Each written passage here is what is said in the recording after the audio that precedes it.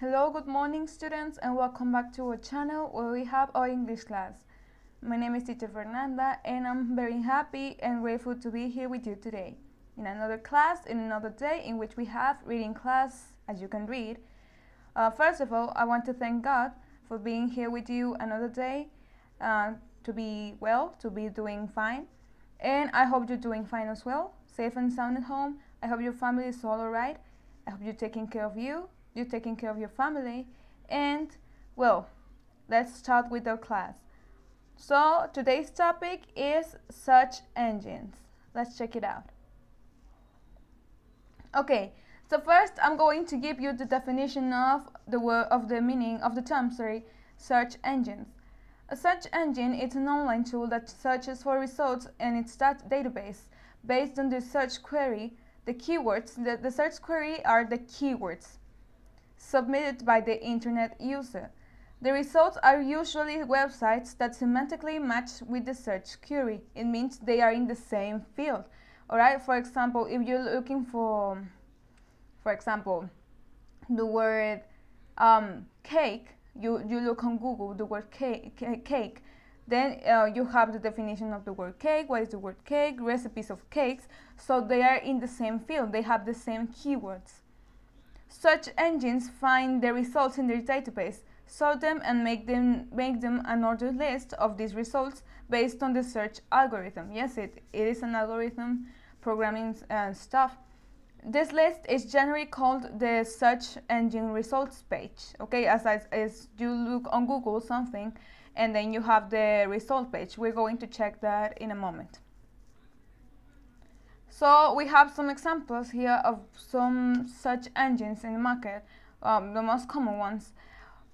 It says here, the most widely used one is Google. Yes, we all or almost all use Google. Many website browsers such as Chrome, Firefox, Safari, or Edge usually come with a default search engine as set as a home page or starting page. Yes, if you download a browser, for example, Microsoft Edge, Mozilla Firefox, or Safari in the iOS, then you're going to have a default search engine, okay? In Spanish, we know search engines as motores de búsqueda. Okay, so they are more or less like the buscadores. They're basically the buscadores. So it's where you look for certain for whatever word, for whatever purpose you want to use it, and you're going to search that information, whatever word, whatever term, whatever image, you're going to find the results in the search engine. Let's look some pictures for you to have a better idea of what I'm talking about here. So here we have as you can understand, this is more or less the Google one. This is the Google search engine. Yes, you have your search bar here. Then you have here a space for you to insert the links for you to access to specific pages, the URL that's called, and here you have the word bar here for you to type and then look for these words. And well, here you have the space of go here, the button. The search engine result page that we checked in the first place. Okay, this is the result page. Okay, it's ordered. It has here about this number of results, and they are ordered. Okay, according to the algorithm, the most visited ones, the most popular ones also, and you know there are some numbers in the bottom. That's 1, 2, 3. Okay, pages of these results. So here we have the most popular search engines in 2019. In the first place, we have Google here, as we know it. And then we have Baidu Search, which is Chinese. Then we have Bing, Yahoo, Yandex Search, DuckDuckGo, and AOL Search here at the bottom. So these are the most common search engines in the world. These are the main uses of search engines. As we know, search engines can be used for many different purposes, from using them to make a homework, to investigate information for a homework, or shopping a product online, or playing games, or watching videos. So here we have, for example, the first one. The first motive of using search engines is research. It's used for information purposes, instruction reading, or finding information such as statistics, locations, or dates. Okay, for example, if I tell you, students, you're going to do your research about trees, different kinds of trees, different kinds of plants, and then you type on Google trees, and then it's going to have a great page of results in which they're talking about tree types or the definition of trees. So this is what the investigation purposes are, that you're going to search for this information and you're going to read it. Then we have instruction reading. So the instruction reading is, for example, when you want to know how something functions or how to use something, you often can find it also at Google or any search engine. For example, if I tell you you're going to write a cooking recipe, whichever cooking recipe you want to write, but you're going to write one, and then you search for it, you look for it, and you're like, oh, how do I prepare gorditas, for example? So you look for the recipe of gorditas, and then you find the recipe of gorditas, and that's how you write it, and that's basically an instruction on how to do something. It also can be, for example, when you're using a new cell phone, or when you're using a new device, or how to write an essay. Many different instructions that you can use as to read them and know how to use them, how to do certain things. Then we have finding information such as statistics, locations, or dates. This means that, for example, you're going to find information about specific places, specific dates, specific locations. If I tell you, look for, hey, or if I ask you, not if I tell you, if I ask you, Pablito, do you know where the school is? And you're like, oh yes, miss, let me check it on Google because I don't remember very well. So you type the name of the school in the search engine, and then it appears the address and the phone number, and that's how you can access to information about places or about services. Yes, so, and statistics as well about the place. The next motive of using search engines is shopping. Here we have that online shopping has increased, and now that we are in quarantine, it has increased even more.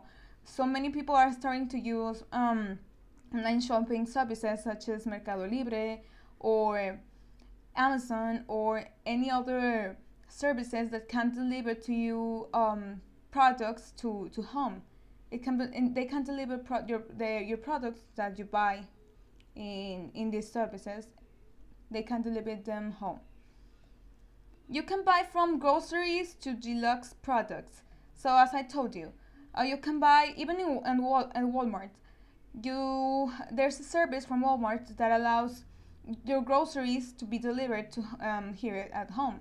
So for example, if I install that or contact that service, I tell the Walmart page or the Walmart employees, hey, do you know what? I want my groceries, the meat or my vegetables or any other shoppings that I'm going to do delivered at this address, and I give them my address, and then they send them here, and then I can pay it online as well.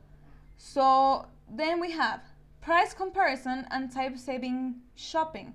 So for example, here you can compare the products and the prices in these web pages or service pages. For example, you can compare the price of the, for example, a blouse in, well, a charger. It's a better example. You want to buy a charger for your cell phone, and you compare the price in Mercado Libre, or you compare the price in, I don't know, Wish, for example. So you're like, oh, it is cheaper at Mercado Libre, or it is cheaper at Wish. So you decide, oh well, should I buy it at Mercado Libre or should I buy it on Wish? So that is actually a time saving thing, because you can do it anywhere, the online shopping. And you're like, oh, for example, when we are outside and we're allowed to go outside, we are in the bus stop or we are in other places, and we are like, oh, I saw a beautiful dress in Shein, so I want to buy it. Oh, it is this price. I want it. I'm going to add it to my cart, and then I will pay it later. So that is basically how this online shopping motive is used. Then we have the entertainment motive. Entertainment, I think, is the most common for almost all of us. And entertainment, well, you can find social media or media entertainment, such as videos or music apps like Spotify or, well, YouTube, or even other apps that allow us to go into listen to music or watch videos, Dailymotion or and other ones that there are out there.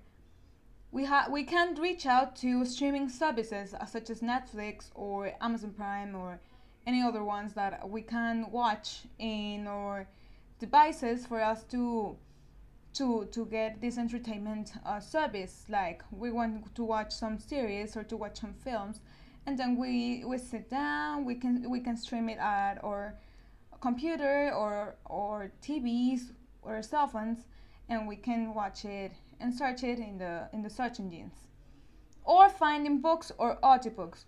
There are many archives that are out there in the cyberspace that can be reached out in the search engines as well. So if, for example, you can find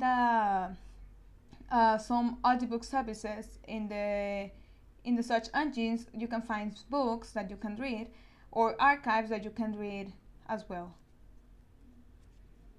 Here we have a very quick tutorial for using a search engine and to find web pages that we may be interested in.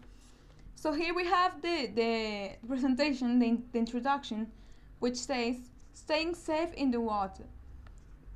Just about everyone likes to be near the ocean or in the water, whether at a pool, lake, river, or ocean. Water can pose a challenge though. If you wanted to know more about safety in the water, you could type the keywords water safety into a search engine and click search. So as here we can, if we want to know about how to stay safe in the water, you can look it in your search engine, let's say Google, and you're like, I want to know how to be safe in the water. So you're like, how to be safe in the water, and you find it, the instructions or any tips or anything in Google. Number 2, the search engine you choose might come up with a long list of websites about water safety. What I told you, that was the search engine result page, with the result page very long, and you have to choose which one you want to open. You might find results such as those below. You must decide which link will give you the information you want. You decide to click on the second link, water safety. So here we have the first one, which is beach safety. The second one is the one we choose, water safety. A computer screen such as this one appears. Look at the links. When you click on beaches to learn about ocean safety. So here we have some tabs, yes, like some tabs at the sites for us to read more about these specific topics in this web page. For example, we have here the principal page, the main page, which is water safety. Drowning is the second most common cause of death. And here we have some facts about water safety. It says that it can cause from injuries to among kids under the age of 15. Drowning can happen so suddenly, sometimes in less than 2 minutes after your head goes under the water. That often there's a precious little time for someone to rescue. Many drownings and near drownings of youths occur when they accidentally fall into a swimming pool. But accidents can occur anywhere, at someone's home or even at your own house. That's why you need to know how to be safe around water. Okay, so here we have the tabs about more specific information. Here we have the tab of swimming pools, lakes and ponds, the beaches, and water parks. How do you know which of the three results was clicked to bring up this web page? Let's check out. You find lots of useful information from the beaches link. Okay, so you have to read and investigate pretty much a lot. So if you want to know your information and what's useful for you, you have to read carefully. For example, it says that we found lots of information in the beaches link. So if we clicked on the beaches tab and we read, for example, we want to know about safety in beaches, then this link will be very, very useful. Like, we have plenty of information here, yes. But if we were looking about how to be safe at pools, then it would be useful, yes, but just some facts. We will want to investigate a little bit more because beaches and pools are not the same. So if we were interested in how to be safe at a pool party, for example, we could click on the swimming pools, and that would be 100% better. So we have to look for our results according to what do we want to know. If I'm asking you, for example, about the biography of a famous musician, let's say Mozart, I told you. Students, you're going to look for the biography of Mozart, so you have to look carefully for the information of Mozart, not Bach's, not Beethoven's, Mozart's one. Okay, you start by looking and searching for Mozart's biography. But if I specify, look for Mozart's most important songs. Then you're going to look for these songs specifically, like which are Mozart's most popular songs. No, I don't want now Mozart's biography. I want you to tell me it's his most famous songs. So this is how we clarify the difference between one term and another one. You're going to look for the one that you're interested in, not the one that you just find. The first one you find, this is the one that I'm going to use. No. We have to read carefully and investigate according to what we want to know. Okay, so here we have, you decide to click on the link for more advice on beach safety. So here we have another link that redirects us to another article or page in the same website about more advice on beach safety. So we have more tips, we have more recommendations on beach safety. So we click here. What information should I likely find if I clicked on swimming pools? That's what I told you. Well, we're most likely to find information about safety in swimming pools, not in beaches, because they're not the same.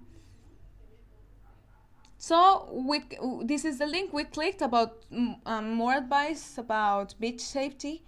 So here we have more tips about beach safety. So here we have, never swim alone and always swim where a lifeguard can see you. Wear protective footwear, don't swim out too far, never fake trouble or calls for help, don't turn your back to the ocean. So these are more advice and more recommendations for us to find about beach safety. So here it says, a second screen appears with a list of more safety tips to keep you safe on the beach. As I told you before, it depends on what you want to read. Okay, it depends on what you want to look for. Okay, so this is the end of this, but I want to show you something. So here, for example, this is what can be done if we want to know a little bit about Torreon's history, for example. If you have a homework about Torreon's history or anything, you can look in Google and you have plenty of information here, a lot of links, a lot of things you can access. And let's say, for example, I'm interested in this link, the one from Britannica. So I click on it, and we have here a web page of Encyclopedia Britannica here, and I read and I start reading and reading, and I write my homework. And this is basically an example of what we can do with web pages. So let's say, for example, I wanted to do the next thing. Okay, this is part of your homework and it's pretty easy, so please pay attention. It's not very hard. So I'm going to show you some cool tricks I learned plenty of years ago. So they are pretty interesting, so to say, and they consist on the next thing. Sorry. If we type do a barrel roll in the Google search bar, this happens. Okay, Google does a turn here. Now, if we write the word ask you, this happens. Google bends. Yes, it crooks like this. Yes, this happens when we look for the word ask you in Google. And the final one is next. Sorry, I couldn't show you the last one. So the last one is this one. We look for the word Pac-Man here. And we can play the Pac-Man game here in the Google search engine here. So let's play.